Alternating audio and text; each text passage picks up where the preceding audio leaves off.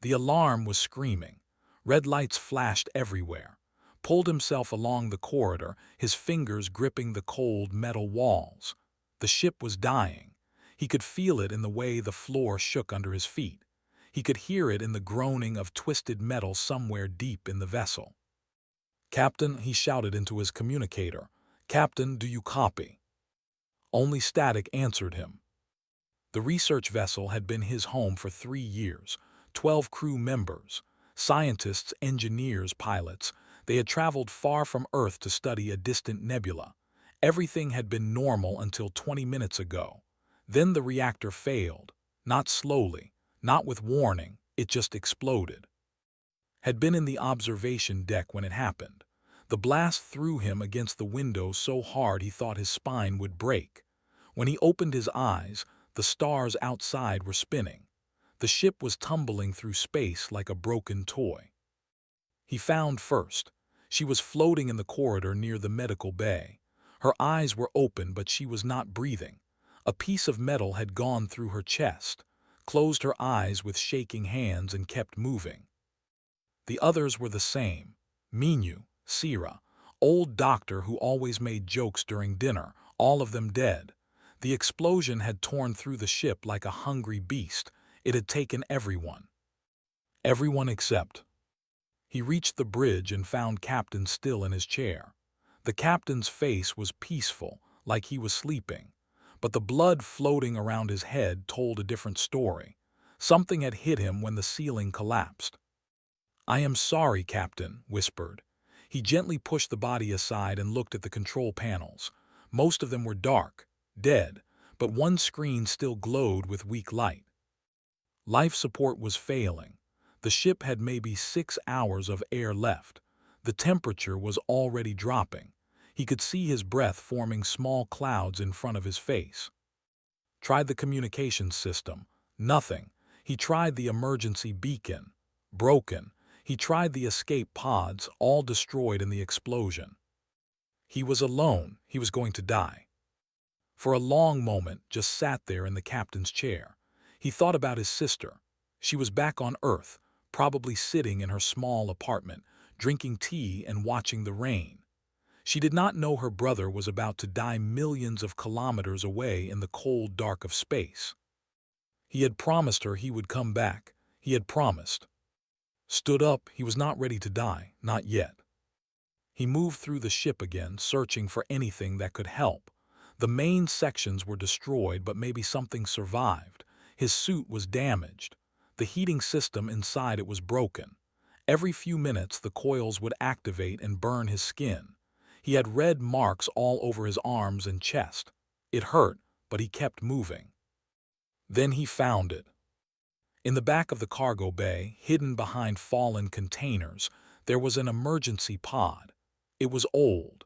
It was meant for medical emergencies, to freeze injured crew members until they could reach a hospital. Had forgotten it was even there. He pulled away the containers and looked at the pod. The glass was cracked but not broken. The power indicator showed a weak green light. It still worked. Sleep, freezing himself until someone found him. It was a crazy idea. The pod was not designed for long-term use. There was no telling how long he would drift in space. It could be days, it could be years, it could be forever, and the process was dangerous.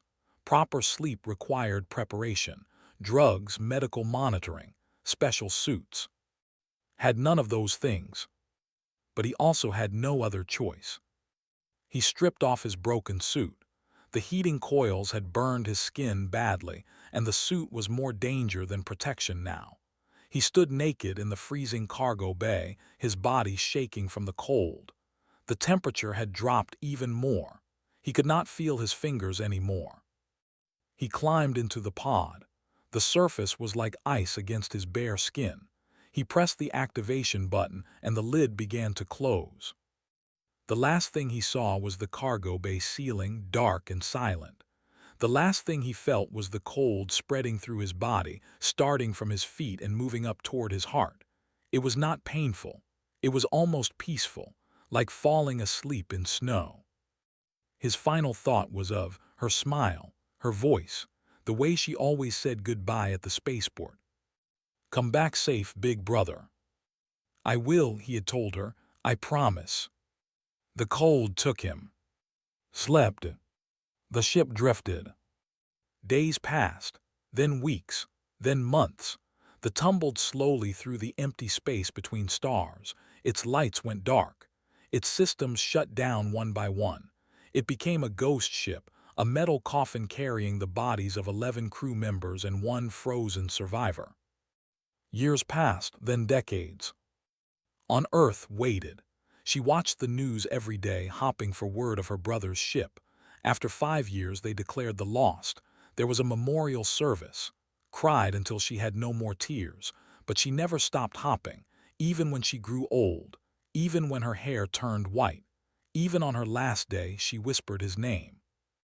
100 years passed. Then 200. The universe changed. Humanity spread to other worlds. New nations rose and fell. Wars were fought and forgotten. Technology advanced beyond anything would have recognized. And still he slept. The pod kept his body frozen at the edge of death.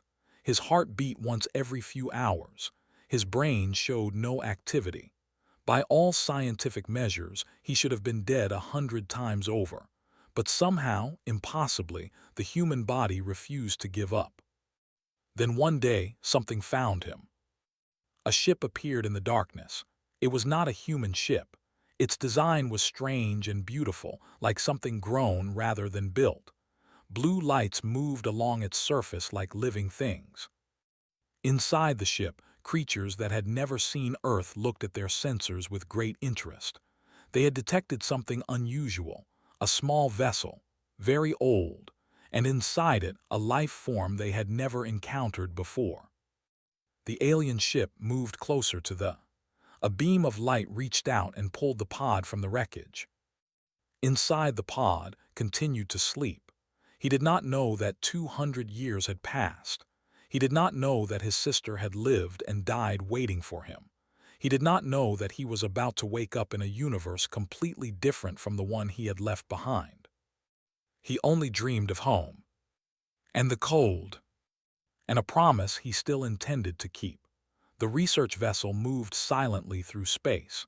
It was called the Quiet Wind, and it had been studying distant stars for over 50 years. The crew of 300 had seen many strange things in their travels, but they had never seen anything like the frozen creature they had pulled from the old wreckage. Lyra stood in the medical bay and looked at the strange pod. She was young for only 80 years old. Her skin was pale blue like the sky before rain. Her eyes were silver and large, designed for seeing in low light. She was a scientist who studied alien life forms. She had studied hundreds of species in her career, but this one was different.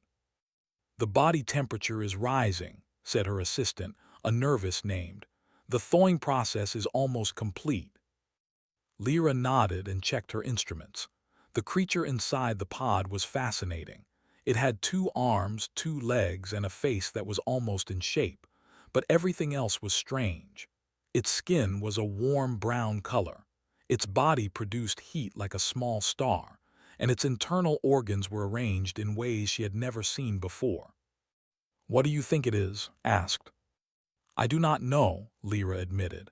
"The database has no record of this species. The ship we found it in uses technology that is at least 200 years old, primitive, but clever in its design." "Is it dangerous?" Lyra looked at the sleeping face behind the cracked glass. The creature looked peaceful, almost innocent. "I do not think so. It appears to be a simple explorer, perhaps a scientist like us." She was wrong about that, but she would learn soon enough. The thawing process took 6 hours. Lyra watched every moment, recording everything.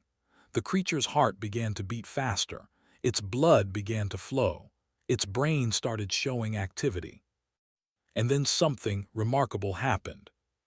The creature began to dream. Lyra saw it on her monitors, electrical patterns in the brain that made no sense, images and emotions firing through neural pathways in chaotic waves. Did not dream.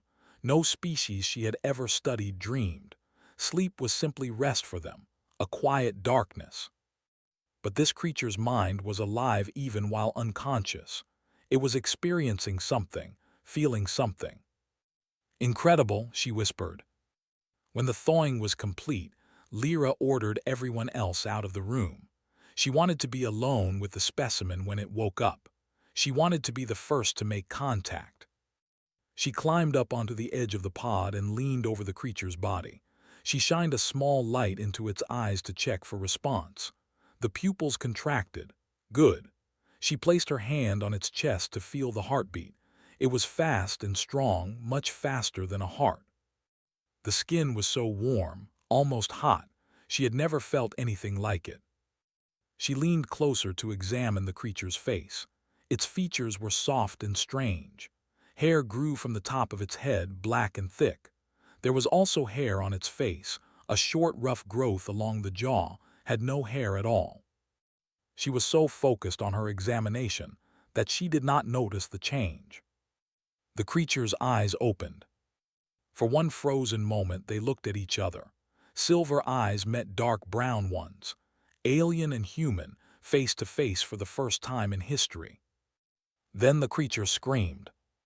It happened so fast that Lyra could not react. One moment she was leaning over the pod. The next moment, a hand grabbed her arm with terrible strength and threw her across the room. She hit the wall and fell to the floor, shocked and confused. The creature climbed out of the pod, naked and shaking. Its eyes were wild with fear. It was making sounds, loud and sharp, in a language she did not understand. It looked around the room like a trapped animal searching for escape. Lyra tried to stand, but her body hurt too much. "Please," she said "I mean no harm. I am trying to help you." The creature did not understand. It just kept making those frightened sounds. The door opened and security guards rushed in. There were 4 of them, trained to handle problems on the ship, but they had never handled anything like this. The first guard reached for the creature.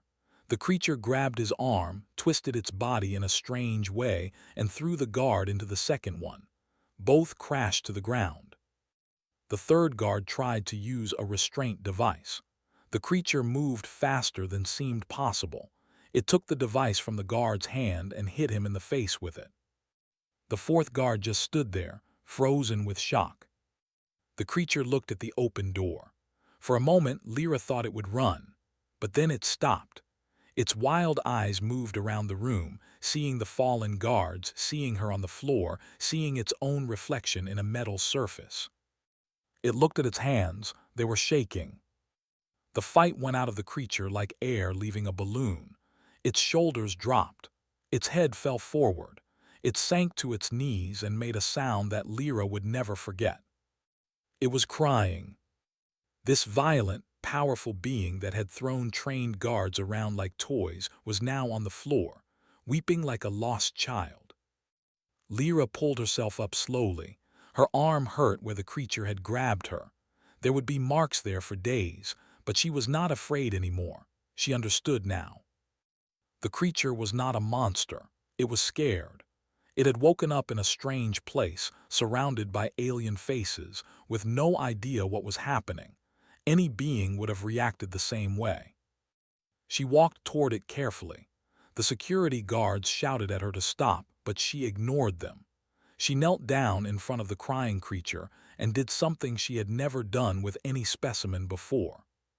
She reached out and touched its face. The creature flinched but did not pull away. It looked at her with wet eyes, tears running down its cheeks. Such strange eyes, so full of emotion. "I am Lyra," she said slowly, pointing to herself. "Lyra." The creature stared at her for a long moment. Then, in a broken voice, it spoke. It said, touching its own chest, "My name is." Lyra smiled. It was the first time she had ever smiled at a research subject.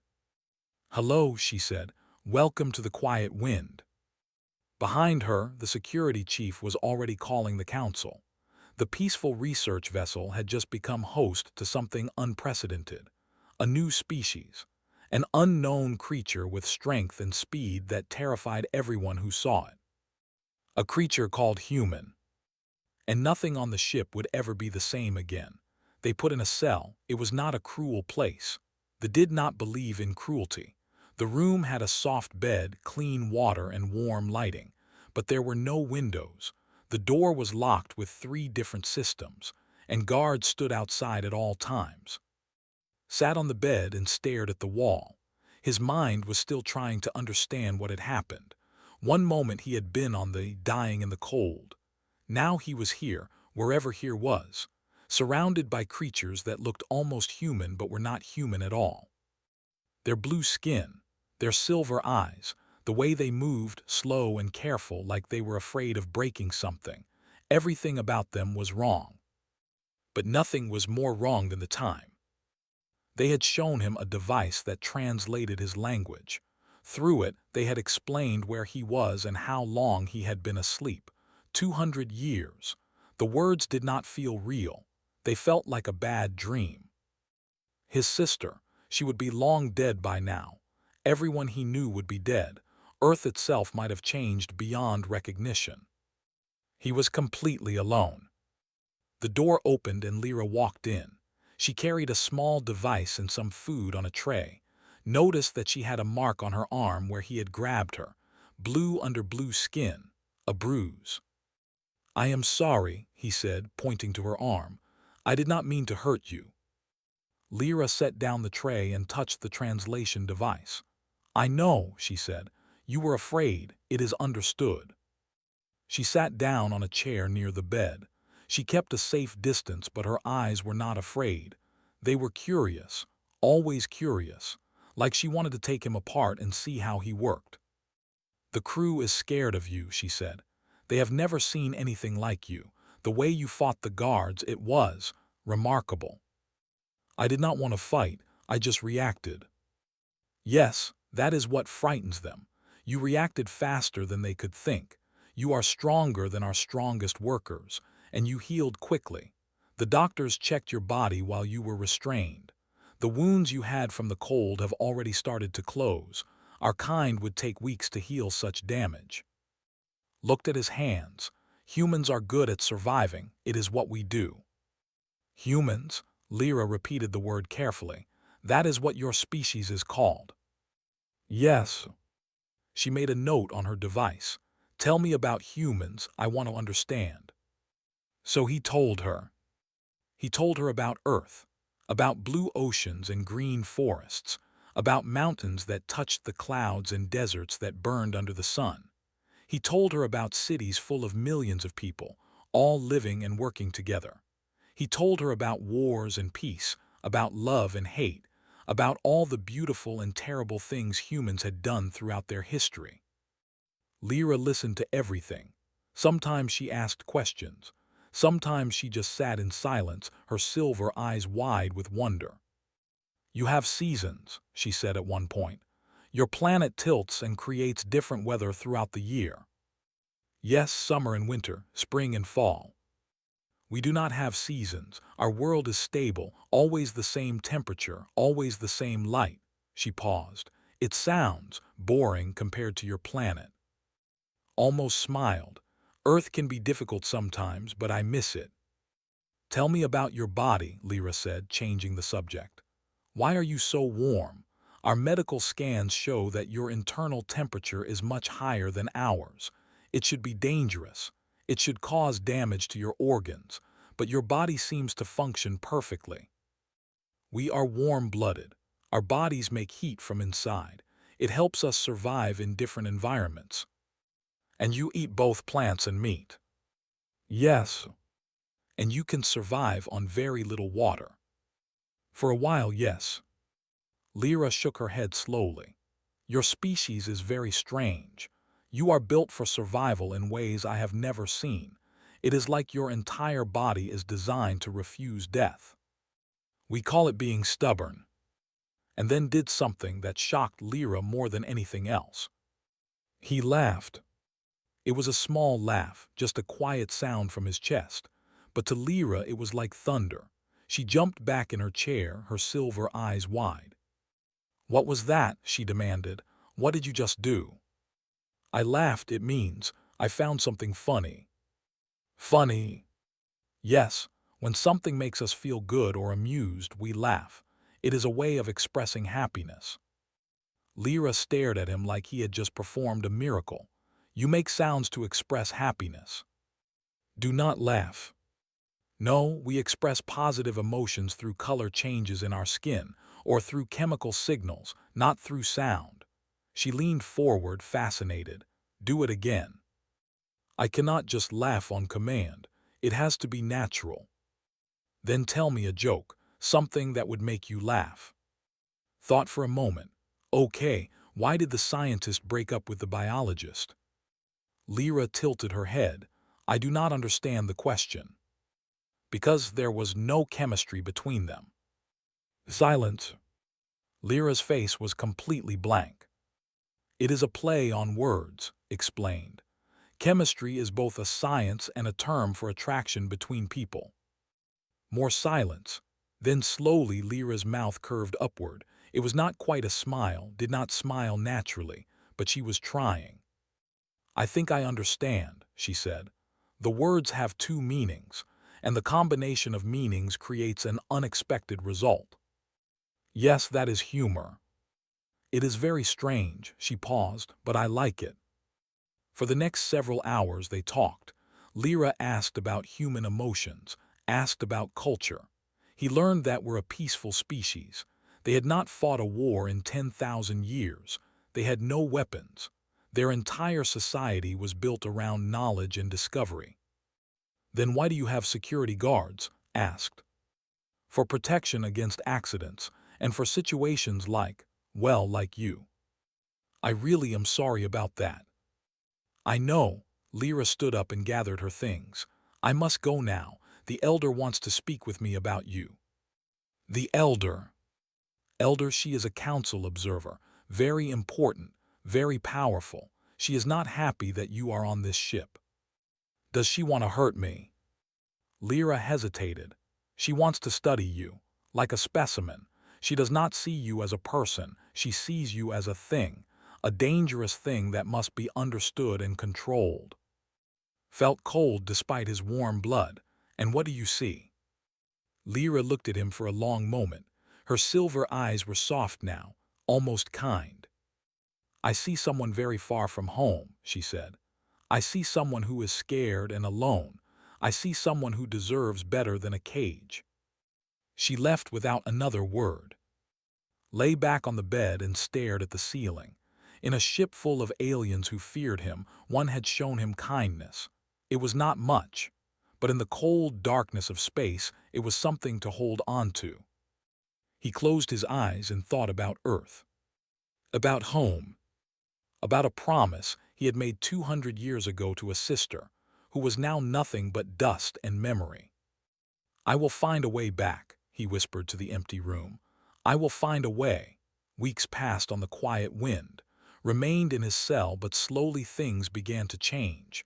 The guards no longer stood directly outside his door. The locks were reduced from 3 to 1, and Lyra visited him every day. She brought him food. At first his human stomach rejected the meals. He spent 2 days sick, his body fighting the strange proteins and chemicals. But Lyra worked with the ship's kitchen to create something he could eat. It was not delicious, but it kept him alive. "Your digestive system is remarkable," she told him one afternoon. "It adapted to our food in just a few days. For any other species, it would take months." "Humans can eat almost anything," said. "We are not picky." "That is a survival advantage. Most species in the galaxy have very specific dietary needs. They can only survive on certain planets with certain foods. But humans," she paused, thinking, "humans could live anywhere. We spread across Earth to every environment. Hot deserts, frozen mountains, dense jungles. We learned to survive in all of them." Lyra made her usual notes. She was always making notes, but had noticed that she did not treat him like a specimen anymore. She asked questions not just for research, but because she wanted to understand him. She was genuinely interested in who he was, not just what he was. "Tell me about your sister," she said. Was quiet for a moment. Talking about was hard. She was younger than me, very smart. She wanted to be a teacher. She loved children. Did she become a teacher? I do not know. I was frozen before she finished her studies. He looked at his hands. She is dead now, 200 years dead. I never got to say goodbye. Lyra moved closer. She reached out and touched his hand. Her skin was cold against his, but the gesture was warm. "I am sorry, truly." "It is strange," he said. "For me, I saw her just a few weeks ago, but for her I disappeared 2 centuries in the past. She must have thought I died. She must have mourned me and moved on with her life. She probably got married, had children, grew old, and I was just frozen, stuck in a moment while the universe moved on without me." "Do you wish you had died on your ship?" "Thought about it? No, I promised her I would come back. Even now, even though she is gone, I want to keep that promise. I want to see Earth again. I want to walk on my planet one more time." "Then you will," Lyra said. "I will help you." Looked at her with surprise. Why would you help me?" "Because it is the right thing to do," she paused, "and because you are my friend." The word hung in the air between them. Friend. It was such a simple word, but coming from an alien who had never seen a human before, it meant everything. Over the following days, their bond grew stronger. Lyra taught about culture. He learned about a cold planet with pale purple skies. He learned about their history, their art, their philosophy, believed in order and logic. They saw emotions as weaknesses that needed to be controlled, but also saw something else in Lyra, a curiosity that went beyond science, a warmth that she tried to hide but could not. She was different from the other. She felt things more deeply. "Why did you become a scientist?" he asked her one day. "I wanted to understand the universe," she said. "I wanted to see all the strange and beautiful things that exist beyond our world. But mostly, I wanted to find something that would make me feel less alone." "Feel alone? But you have 300 crew members on this ship." "Yes, and I am different from all of them. I have always been different. I feel too much. I want too much. The other do not understand me." She looked at him with her silver eyes. "But you understand. You feel things strongly too. You are not afraid of your emotions. Humans think emotions are a strength, not a weakness." "Perhaps you are right." She smiled in her strange, learned way. "Perhaps I was born on the wrong planet." Their friendship did not go unnoticed. Elder called Lyra to a meeting in the observation deck. The old was tall and thin, with skin so pale it was almost white. Her silver eyes were cold and sharp. "You are spending too much time with the creature," said without greeting. "His name is—" "It has a name because you gave it one. It is a specimen, Lyra, a research subject. You are becoming too attached." "I am learning from him. He is intelligent. He has feelings. He deserves to be treated with respect." "Respect" made a sound that might have been a laugh, but it had no warmth. "Did you see what it did to our guards? It threw them like toys. It has strength and speed that we cannot match. If it wanted to, it could kill everyone on this ship. But he does not want to. He is peaceful. For now, but what happens when it wants something we cannot give? What happens when it decides to take instead of ask?" Stepped closer.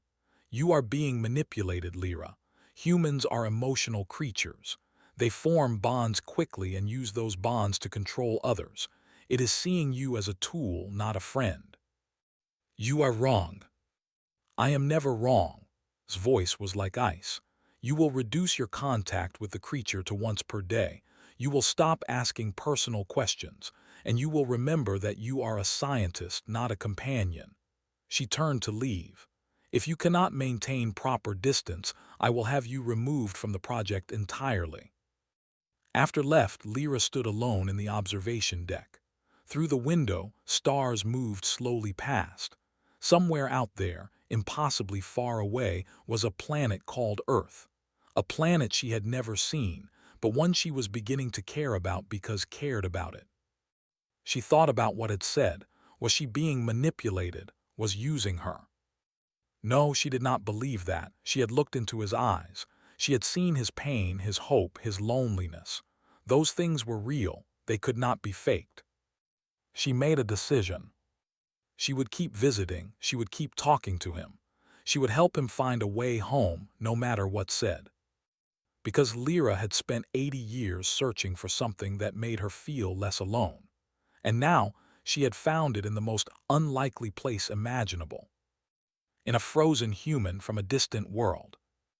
A human who laughed at jokes that were not funny and cried when he thought of his dead sister, and somehow made a cold scientist feel warm for the first time in her life. She was not going to give that up. Not for anyone. The alarm came without warning, not the soft chime that used for normal announcements. This was a sharp, piercing sound that cut through the entire ship.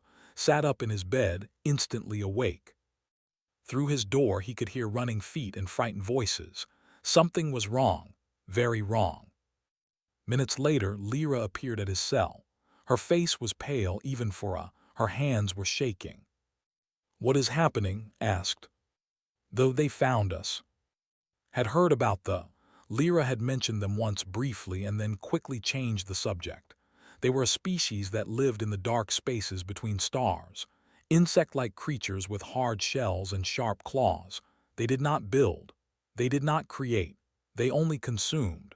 Planets, ships, entire civilizations. They ate everything in their path. "How many?" asked. "3 ships. They are surrounding us."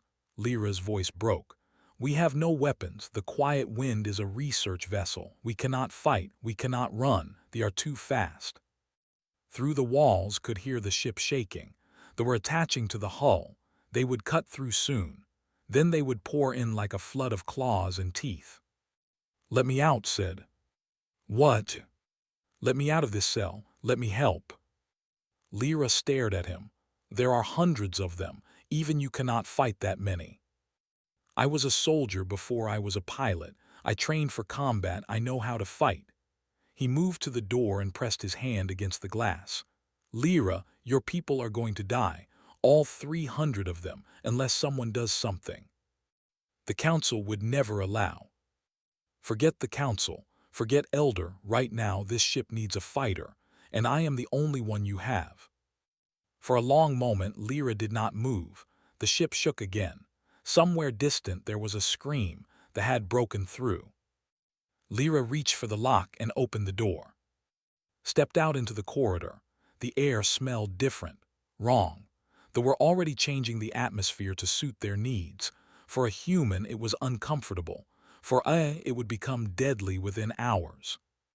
"Where are they coming in?" asked. "Multiple points, cargo bay, engineering, the lower decks." "What do you have that I can use as a weapon?" "We do not have weapons." "Anything, a metal rod, a cutting tool, anything." Lyra thought for a moment. "The maintenance storage, there are tools there."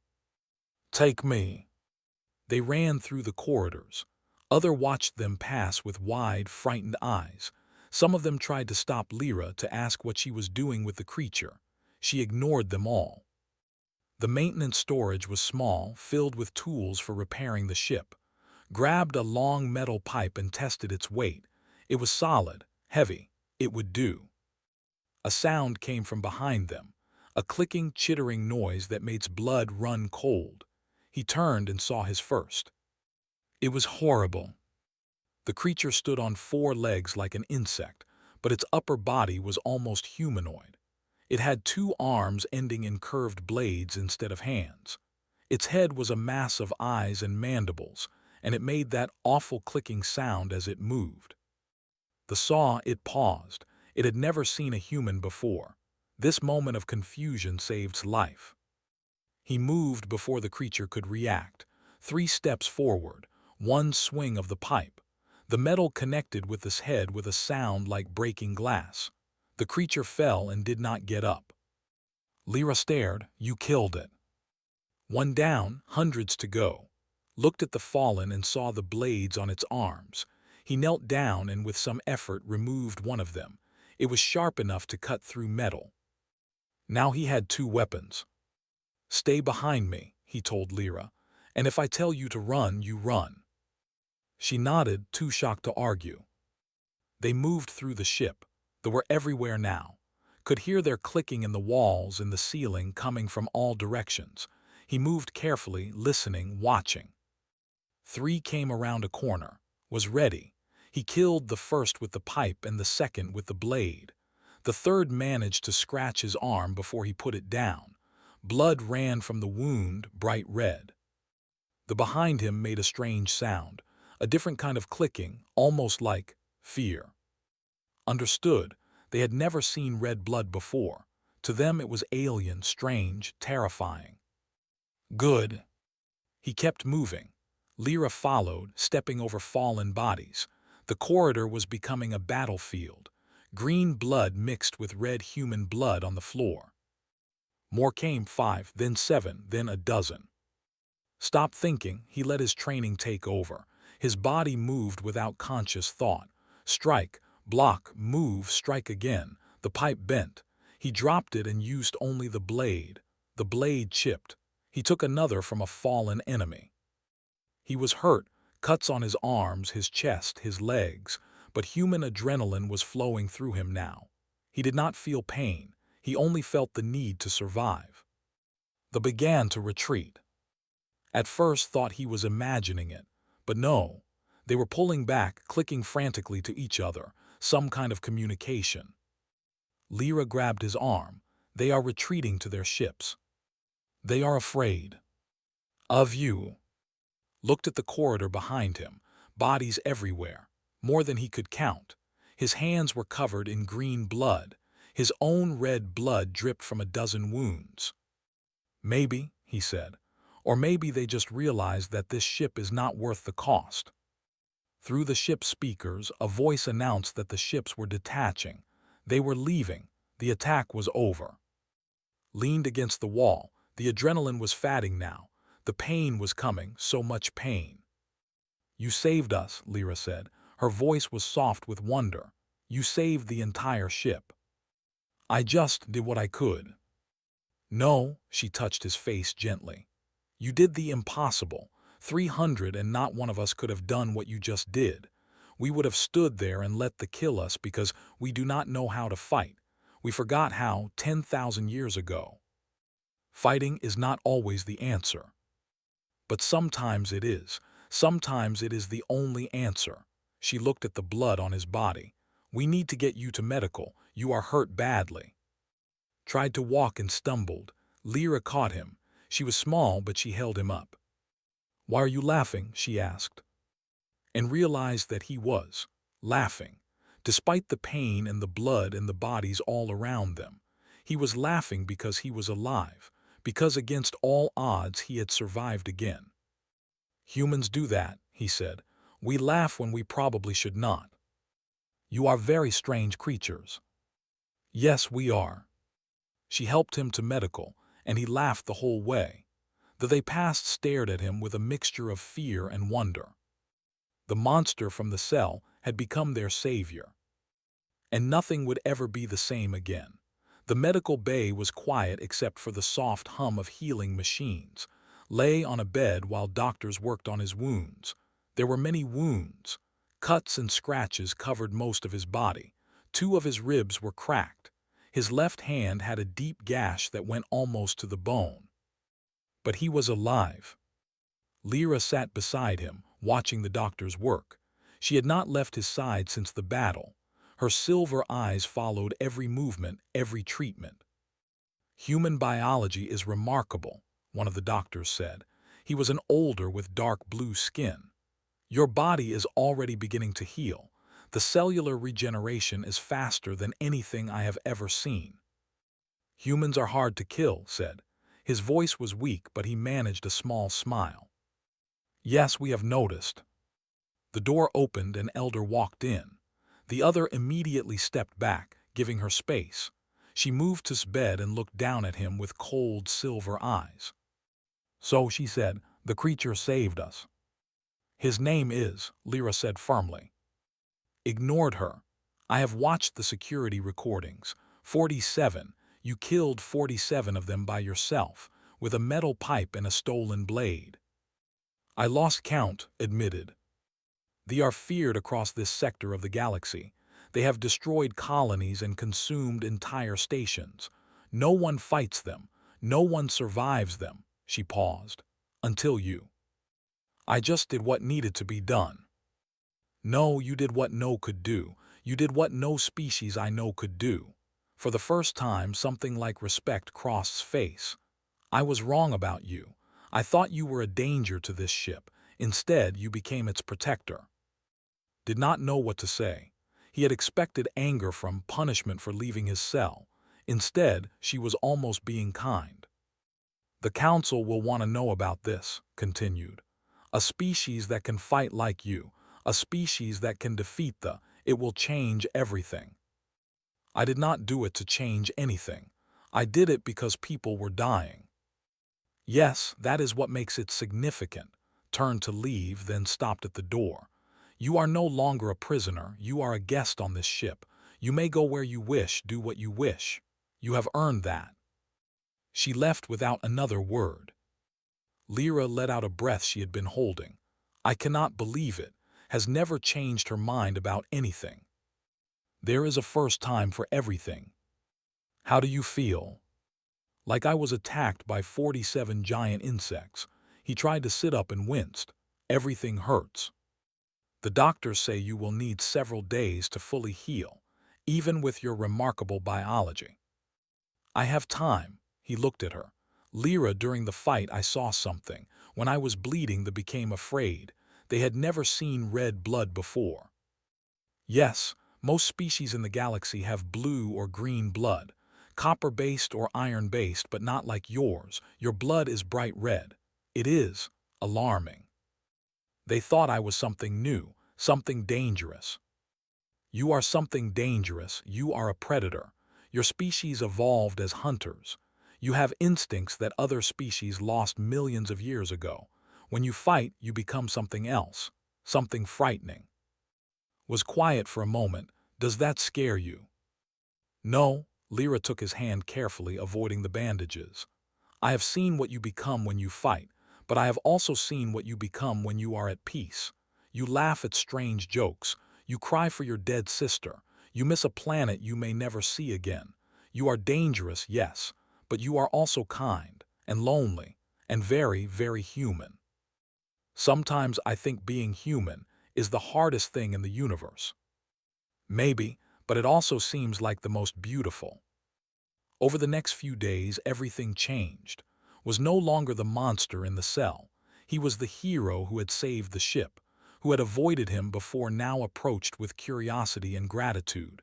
They brought him gifts. They asked him questions. They wanted to hear about Earth, about humanity, about the battle. Did not feel like a hero. He had killed 47 living creatures. Yes, they had been attacking. Yes, it was self-defense, but the weight of it still pressed on him. He talked to Lyra about it one night, when the ship was quiet and most of the crew was sleeping. Do you believe in an afterlife? He asked. No, we believe that when we die, our energy returns to the universe. Nothing is created or destroyed, only transformed. Humans have many different beliefs. Some think there is a heaven where good people go. Others think there is nothing. Some believe we are reborn into new lives. He stared at the ceiling. I do not know what I believe anymore, but I hope that somewhere, somehow, my sister knows I am still trying to keep my promise. What promise? To come home, to return to Earth. He turned his head to look at her. You said you would help me. Did you mean it? Yes.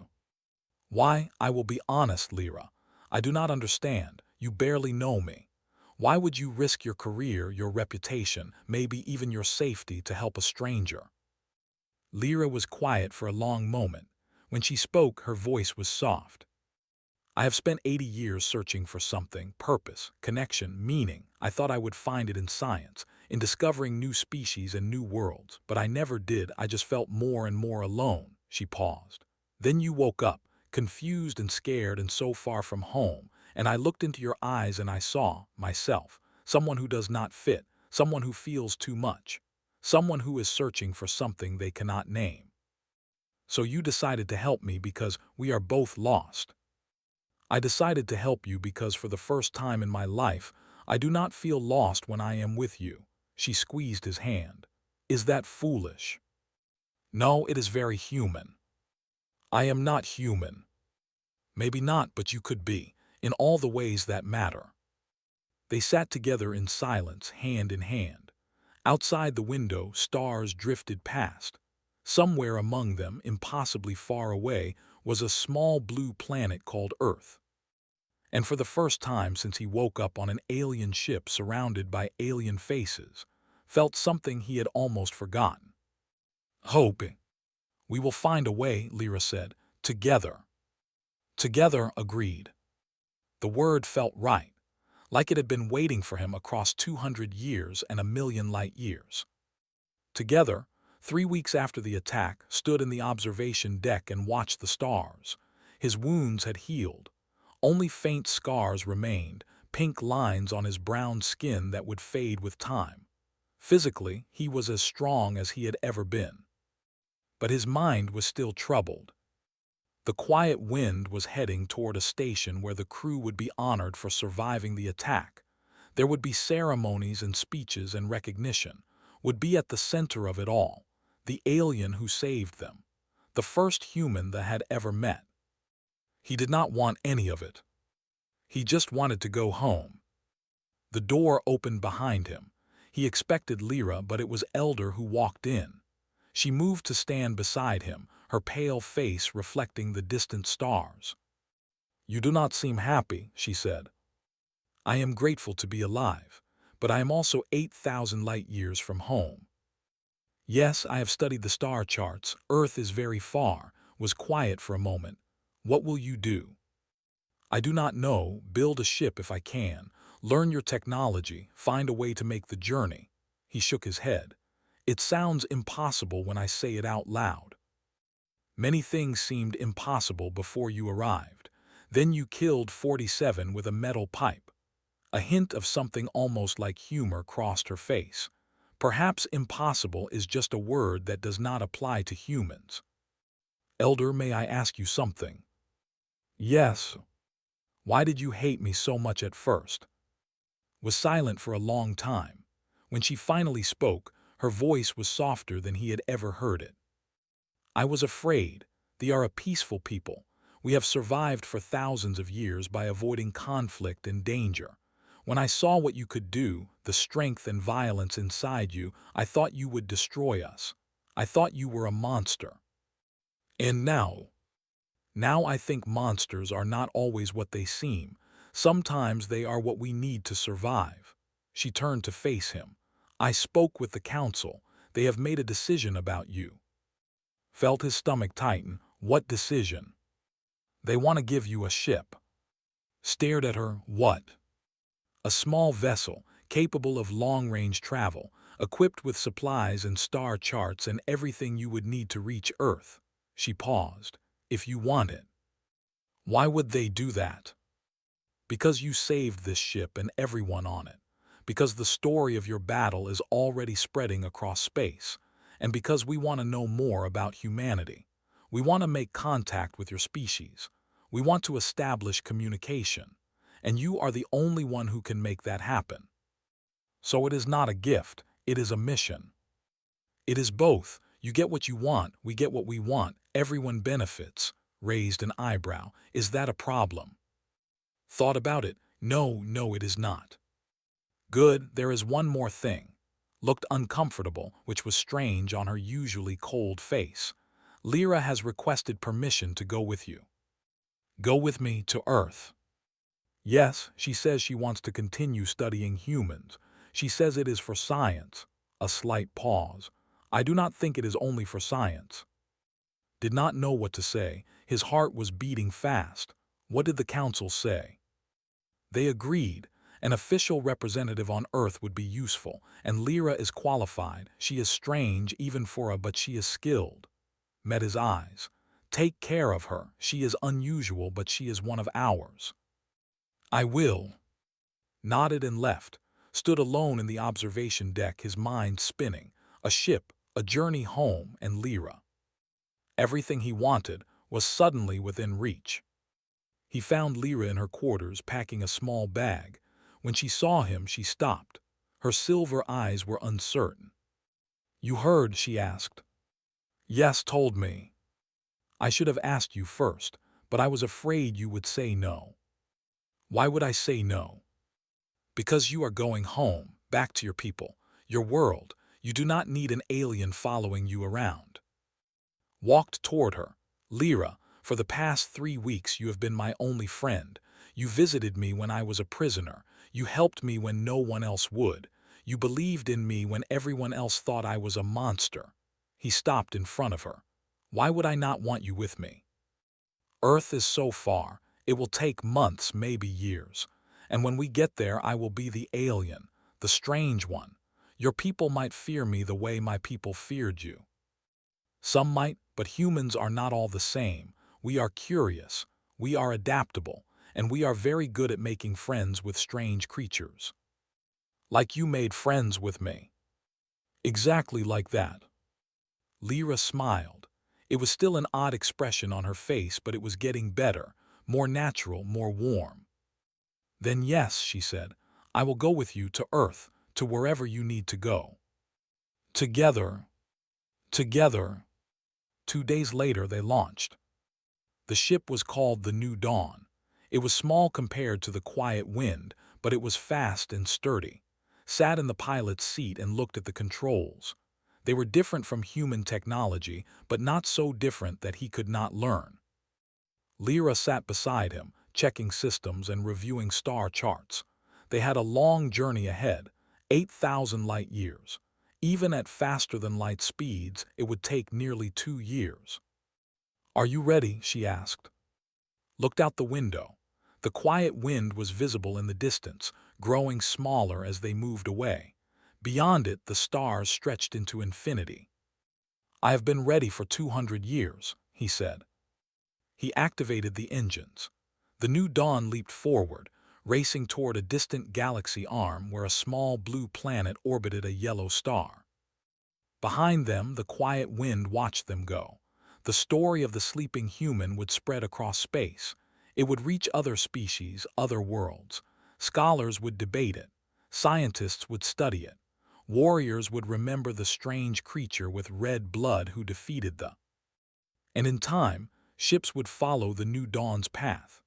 Alien vessels traveling toward a world called Earth, curious about the species that could laugh and cry and love and fight with equal passion. Humanity would meet the galaxy. The galaxy would meet humanity. But that was a story for another time. For now, there was only in Lyra and the endless stars ahead. Lyra said, "What do you think my people will say when they see you?" "I do not know. What do you think they will say?" Smiled, a real smile, full of hope and warmth and human emotion. "They will probably think you are strange, but they will love you anyway." "Why?" "Because humans are stupid like that." Lyra laughed. It was an odd sound, learned from watching, but it was real. She was learning to be a little bit human, just as had learned to be a little bit. Together they raced toward home. And somewhere across the universe, in a reality that could not see but somehow felt, he knew that was watching. She was smiling. And she was proud. He had kept his promise after all.